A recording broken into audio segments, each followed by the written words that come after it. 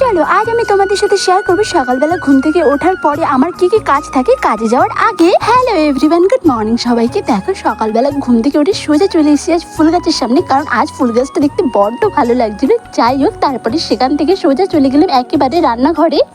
আর গিয়ে তো দেখি আমার মায়ের সমস্ত রান্না কমপ্লিট। তাই মায়ের রান্না কমপ্লিট হতে না হতে আমি সোজা গ্যাস টেবিল অ্যান্ড গ্যাসের সামনেটা মুছিয়ে সোজা চলে গেলাম একদম ঘর বারান্দাগুলো ছাদ দিতে। দেখো ভালো করে ঘর বারান্দাগুলো এবার ছাদ দিয়ে নেবো।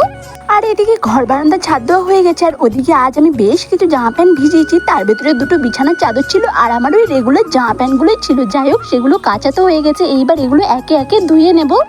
আর বাপরে বাপ, এই চাদরটা এত ভারী ছিল, যখনই এই চাদরটা কাচার পালা আসে না, আমার তো হাত পা কোমর সবই ব্যথা হয়ে যায়। চাদরটা জলে পড়লে যেন আরো বেশি ভারী হয়ে যায়। চলো, একদম ধোয়া হয়ে গেছে, এবার গাবলাটাকে পেতে এবার এগুলোকে মেলতে যাব।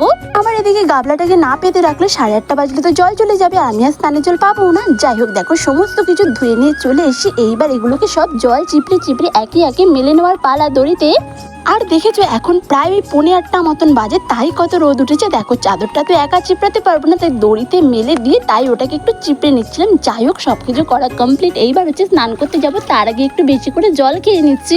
আর জানো তো, একটা সময় ছিল সকালবেলা জল খেলেই পেটে ব্যথা হতো, এখন আর সেটা হয় না। যাই হোক, জল খেয়ে সোজা নিয়ে নিলাম ব্রাশ অ্যান্ড মাজন। এবার খানিকক্ষণ বসে বসে ভালো করে ব্রাশ করে নেব। আর এদিকে তো আমি ব্রাশ করছি, পাশ থেকে আমার মানি বলছে, দেখো মানি আমার হাতে যেন কি একটা কামড়ে দিয়েছে। তারপরে দেখলাম ওর হাতে একটা ছোট্ট পিঁপড়ে কামড়ে বেচারির হাতটা লালই করে দিয়েছে। যাই হোক, ওকে তো রেখে আমি সোজা চলে আসলাম কলতলায় স্নান করবো, আবার মুখটাও ধুয়ে নেবো। চলো মুখ তো ধুই, আর সেভাবে তো স্কিন কেয়ার হয় নাই। সকালবেলা আর রাত্রিবেলা ডিউটি থেকে এসে জাস্ট এই ফেস ওয়াশটা দিয়ে কোনো রকমের মুখটা ধুয়ে নিই। চলো এবার স্নানটা করে নিই। ফাইনালি দেখো স্নান টান করে সোজা চলে এসে ঘরে। এইবার হচ্ছে কি মাথাটাকে ভালো করে আঁচড়ে নেবো। আর মাথা আঁচড়াতে গেলে আমার যে বড্ড কষ্ট হয়, তার কারণ যখনই মাথা আঁচড়াবো তখনই গাদা গাদা চুল উঠবে। তোমাদেরও কি এমন হয় অবশ্যই বলো তো আমাকে।